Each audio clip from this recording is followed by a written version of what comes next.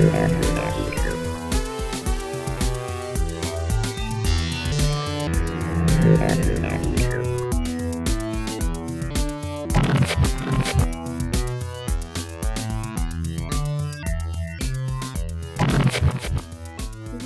to the Grindhouse Podcast.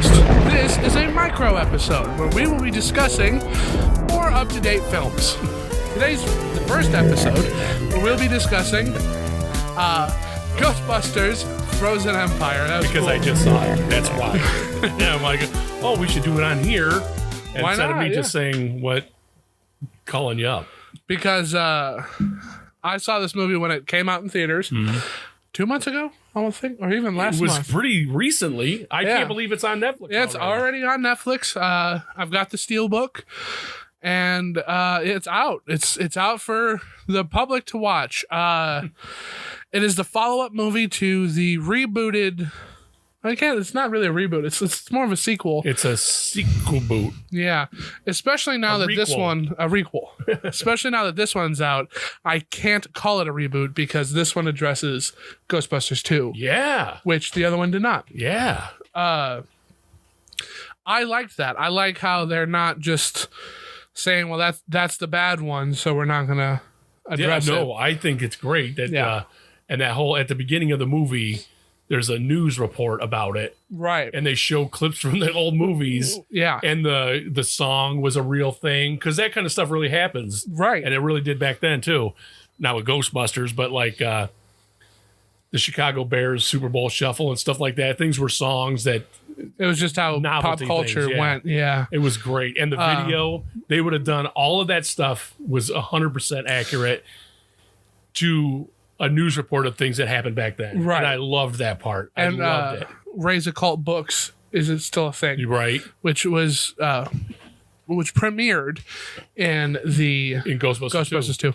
Now I like how they kept it around. I believe in the Ghostbusters video game there's a PlayStation book or one? something, okay, that calls attention to it. And in the new first person kind of Left 4 Dead Ghostbusters Spirit Unleashed, they it's right there. Like you talk to Ray in Ray's Occult's books. That's awesome. So I like how that has stayed around because it's a cool little homage. Yeah, well, not even just an homage, but it's a world building thing. Yeah, totally. And I just love that. That's something like if you were going to do a spin-off of Ray Stantz and have it set in that bookstore, right? It'd be perfect. Yeah, and it would be called Dan Aykroyd. Because he's into all that stuff. If he wasn't doing this kind of stuff, he'd be doing that for real. Yeah. Because he's big into the mystical, fantastical mystical things, UFOs, crystal skulls. I love side him. note, when that stuff first came out, I said to my family, get me that for Christmas. That's all I want. And they got me some knockoff thing that was cool, but somebody... has it. I collect them because they'll have the clear one, but then they have the cool iridescent one or the pride one, the glasses, they've got a bone one, a fully black one. Like they're really cool. Yeah, it being made out of crystal though is the thing because those are a real thing, and he knows about all that stuff. Yeah, he's somebody I would like to have on the podcast one day because he would be a fun person to talk about this kind of stuff with because of the type of person he is. Yeah. I think I love him. He's always been somebody I looked up to. Yeah. Today we'll be talking about his most recent film, which this is it, isn't it? Yes, it is. It's got to be. Yes, it is. I have criticisms about. I love Ghostbusters. Me too. I think this is the weakest one. It's okay. It's okay. It's okay. I had a good time watching it, but they shoved way too much stuff into it. Like, we can see them right now, probably in a second. Like all these extra people, all this stuff, and then they kind of like, why is Lucky there? From the last movie, from Afterlife. There's no real reason for her to be in it except that she was in that one, so now she's got to be in this one. Yeah. And she's one of these engineers. Engineers. And I like that little symbol with it looks like a sprocket. But there's no reason for her to be there. There's not a like. Why is Janine? Why is Janine there? Why is Podcast there? Why are these side characters there who? But who let Podcast? Shouldn't These kids, he's a young kid. If she's 15, so's he. And whose parents are like, yeah, go out because they think he's at some camp, rocket camp, and they don't. No, they don't. Well, that's the I know that's what they say. Explanation. BS. But see, I would say, why are these characters in this movie? Why are they doing? And it feels like that question should be on the top burner because this movie feels like it should be a 2-part movie. Like, oh, good, sure. You know what I mean? Because it's got a bunch of stuff in it, and it goes by way too fast. Yeah, it all does.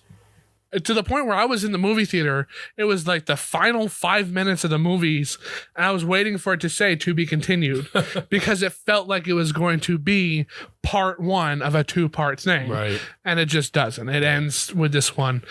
Because this whole side business Winston's got going on with they're studying the ghosts like that, yeah. And having her a part of it, I think that's a cool idea that is introduced too late into the movie to have really an impact. Yeah. Because again, like if this is a 2-parter, the next half of the 2-part, the first half of part 2 could be them now in that side facility, and they're studying how to take back the world because it's frozen. It's all frozen now, and everybody should be dead that was frozen. Everybody should be dead that was frozen because they're deep frosted, or they're frozen. It's supposed to be absolute zero. Yeah. So the body can't stand that, and such a rapid thing would put you in a shock. You'd be dead. But it's not. Who cares about that? Yeah, but it's not supposed to be. There's not really all too like sciencey. Yeah. This does have a spin-off comic that I am currently reading that takes place just before it. Like they're moving into the firehouse. They're busting ghosts. I loved that part. I thought that was the best part of the movie. And what time is she supposed to be in? Because she talks like she's from 2023. Yeah. Well, she's been around a long time. Like she would still be. It's. They didn't do her good. It wasn't consistent. No, I don't think it's consistent. It looks like she's got jangly bracelets on from the 80s. Yeah. And and also like somebody else. Did they say in the movie or not that you can see her flames and stuff? Yeah, you can see which does look cool. It does. But nobody else. And why does it was a different guy. I think it was a critical drinker. Why did Ghost look like Slimer and her? But like the library ghost looks like a librarian, and then she can transform into that ghoul thing. Now this is a lot of this legwork comes in outside of the movies. I don't like that. Yeah. You can buy Tobin's Spirit Guide. In there is a reason. Like, oh, okay. And I guess Slimer, which is supposed to be the ghost of John Belushi, based on John Belushi, because with all 3 of them were friends. These 3, Harold Ramis, Bill Murray, and Dan Aykroyd, were friends with National him Lampoon together, and SNL and all that kind of stuff. Like it was their friends. But they're in the era of the real Ghostbusters cartoon series. There were a couple spin-off comic books where they go into Slimer's backstory, and the human Slimer looked just like Ghost Slimer, and he was some king glob guy who that's not the same killed as himself. That. It's not, and that just annoyed me because I thought all that part was. I don't mind there being that in there, but it slowed everything down because there was already just too much in there. I was just waiting for her to be the betrayer, right? Which is, that's fine. I was kind of hoping she was actually. Like if they don't make her that, then this is just stupid. And they kind of reveal that she is a little bit earlier on. Yeah. And I was surprised by that. And I thought she wasn't going to betray her. But then what else would she be doing? Right. I'm all for having Phoebe have a friend who's a ghost. I think that's a cool idea. Sure. Or even somebody she's kind of fallen in love with. Right. Which I think is also kind of cool that she's so like Egon that it's this kind of oddity stuff that's really attracting her. Right. To the point of being attracted to a ghost. But it's there's like it's too much. There's too much in there. Member berries in it too. Member berries. You have too much nostalgia crap. If just too much, and I don't mind it. I like that stuff. Right. Or what's it called? Fan. What is that called? Oh my god! Service. Fan service. And I say service me. Yes, because I'm a fan. So do that, but you don't have to do that much. So, and that was everybody wants that piece of cake that's got a lot of frosting on it, but nobody wants all the frosting off the cake. Right. They put all the frosting in the cake. But now look at this. In Afterlife, you had a lot of fan service too. Yeah. I think there was legacy. Just enough. It was legacied fan service. Mm-hmm. It played its part. It's kind of thick, but it was nice. We all liked it. Mm-hmm. Whatever. Anything they could have missed in that movie is in this movie. Yes. Anything they stuff missed that was in the last movie, because those little mini puffs. Yeah, they don't need to be in there. They didn't. And I get it. I understand why. Because it's cool. But they are kind of cool and cute and whatever, but they don't need to be in there. No. And they could have been just a cameo. No. They did their thing. Now let them go away. But because like the Stay Puft Marshmallow Man is iconic now. Yep. And it's a big thing, but they only did it once, and he's only in it for like minutes. Do you know what I mean? But then he shows up again in the cartoon a couple times. Yeah, he's in the credits part too, the opening. Yeah. I mean, like they bust him out of the containment unit to fight a giant praying mantis at one point. And I think that's kind of it is kind of cool, and I think that they should go to that show when they're making these movies. Let me tell you something. You mentioned the cartoon. I think they want Phoebe to look like cartoon Egon with her hair all the time. Yeah, with how it curls and all that. Always like this. Yes, always. I think they're trying to do that. Oh, there she is now. Ironically, not doing what we're saying that she does. But so the cartoon, I mean, it's a cartoon. It's an episodic cartoon. But this stuff, all of this feels like it could have been in that cartoon in different episodes. Yeah. And they just kind of put it all together, which is why it is as good as it is, but why it feels like it's way too much. Like in the time we've talked, they have brought him in and are defeating him within this time frame. Right. He is in it a little bit more, like kind of the Gozer thing. And there's a menace.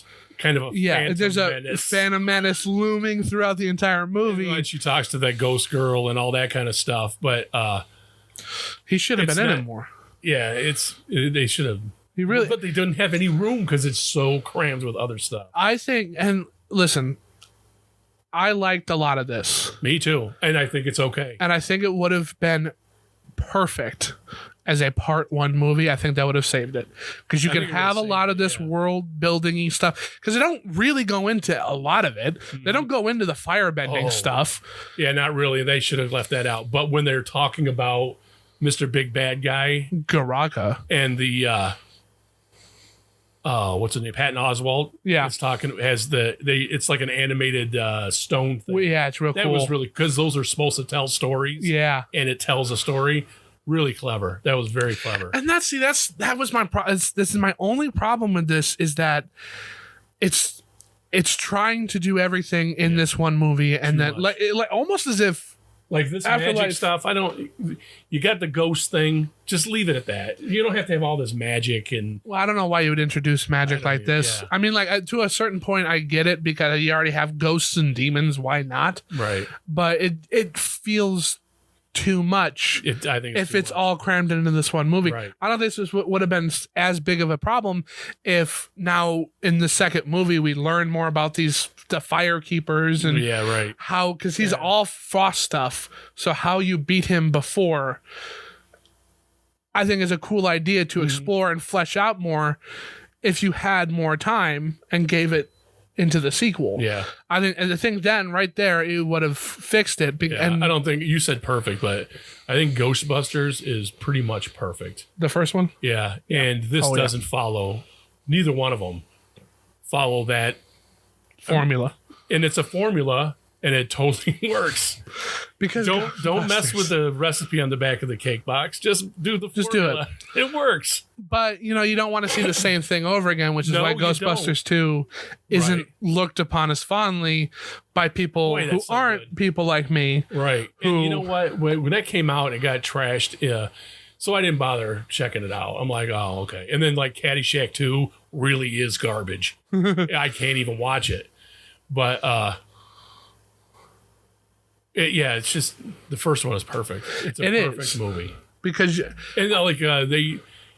they stick with the ghost thing, and then they mention other stuff like, remember when you tried to drill a hole through your head? Well, that's a real thing, and people have drilled holes in their head and gotten smarter. Right. But that's it. It's part of a joke. It's just part of the world they're in, and that's it. They don't have to overdo it or anything, or I don't know, anything like that kind of stuff. Yeah. I mean, but when you've got this actual fantastical people who can manipulate fire, I think that's something you should explore and you should pay more attention to. And the grandmother should have given it to the favored son or whatever, his brother. He's got successful people in his family. She would have gave it to them. She wouldn't have been like, I guess nobody's going to do it, and now I'm dead. Unless she saw something in him that he didn't see. Well, she didn't train him either. Why? It's like an afterthought. It felt like an afterthought. The movie that's an afterthought. And which is, because I like, oh man, how do you pronounce it? Kumail Nanjiani's character in this. I really do like it. I think he is the good comic relief character. Yeah. I think he's in the comedy movie, because like they just crap on Phil Wolfhard in this movie. Yeah. He is kind of like, you almost could have wrote him out of it. And there's a whole nother story with him and Slimer. Yeah. It's just too much. If it was a TV show, it would have been fine. That's fine, but now in this movie, or you just, I don't know, they broke it up a little bit more. Like, it doesn't all have to be here, and that's all he's doing throughout the entire thing. That's all Finn Wolfhard is doing, is just trying to get Slimer out, and he just can't get him. So why did you put that? Because the movie's like 2 hours long, at least. So like, it is 2 hours. You could have cut some of that stuff out. You could have cut some of the Kumail Nanjiani firebending stuff out. And even the Patton Oswalt stuff, that didn't need to be in there. No, but I did like it. That. When they do it like that, I love it. And it felt like the video game to me, where you open it up, you're busting a ghost immediately. Then you find out about this bad guy, and you go to a person, and then you something happens there, right? And there's another ghost there, and then you got to kind of bust him too, and then you go to another place. Like, there's the sets in this movie feel progressive, like we're going along to it. They also happen to just be where they were in the first one. Right. Awesome. Like the library, and the librarian guy's still there. Right. I kind of like how they never went back to get her. They do in the video game, but they just didn't here. Yeah. They never went back. And Ray's not allowed to be there. They know me here. He parks up on the sidewalk. They know me here. You're not supposed to be here. And like, there's a lot of good, cool stuff. That ghost that's in there. The shape morpher thing. Too much. Okay, we all saw the movie already. Right. You don't have to. You're hitting people over the head with the stuff. It's just 2 inch. This is why believable. Is he back? Well, he was a government agent, and now he's the mayor of New York. There it is, a progression there. But he's only in it because it's William Atherton. Right. And he was in the other one. That's the only reason why he's there. It's the only reason. Like Janine, it would make sense that she would be helping Winston. They're the two straight arrow people who got roped into this world, and it all fell apart. Right. Well, they don't want to give it up yet, so that makes sense. They moved on with their lives. Right. And then Janine just happens to sell things. And he's doing what he's doing. Property. And like, there was a 90s Ghostbusters TV show where it's kind of similar to this, where Egon takes the new bunch of, it's called Extreme Ghostbusters. I didn't watch it, but it's hard to get through. It's not fun to watch. But like he takes in the kids and he makes new Ghostbusters out of them. I wish that's what they did here. Yeah, they should have done that. Because I love Bill Murray and Dan Aykroyd and Ernie Hudson in this movie so much. Yeah, they're good in it. But like it's literally like they passed the torch, they grabbed it, but they didn't let go. At all. And I don't get why you would have that whole other movie before this saying like this is your new Ghostbusters, we're back, and then have to do that same kind of theme over again. It just didn't it didn't much. I said, because I love so much about this movie that these little things they just stand out. They do. They like really sore thumbs. Yeah. Because there is like the effects are amazing. The ghost designs are amazing. The comedy isn't overstating its welcome. Goofy. Yeah, it's good. It's reminiscent of the first one. And there it is in this time frame. We just literally that's the end of the movie. Spoilers. Like that's how fast it's wrapped up. It's wrapped up like the Gozer stuff, which that's fine. But everything can't be that easy to be beat. Otherwise, there's no threat. Like, why? Yeah. Gozer's not a threat if we could just beat him. Yeah, every time. Vigo's not a threat if we could just beat him. Right. Garaka's not a threat if we could just beat him. Like, that's... I don't know. Like, you're not... You got the cool There's no stakes. Look. You got the bad... stakes essentially. I would still give it a thumb up. I think it's okay. I think it's watchable. I own it, not just because I love Ghostbusters, but because I will watch the movie again. I'm gonna watch it again too. And there's too much good in it to weigh down the bad. Yeah. But unfortunately, the bad stuff it makes it okay. Yeah. It's okay. Because this movie could have been fantastic if it just kind of made by me. Yeah. But definitely like look at those older episodes because there's a lot of interesting ghosts and ghouls and a whole world that they build in that cartoon show that if you wanted to keep making these movies, you could.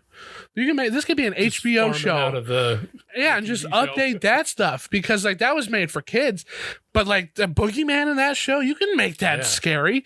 The Sandman, you can make that scary and make it into like an HBO show like House of Dragon, and I think that'd be a hit.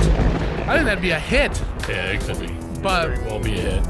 But they're not gonna listen to me because I'm just the average Joe.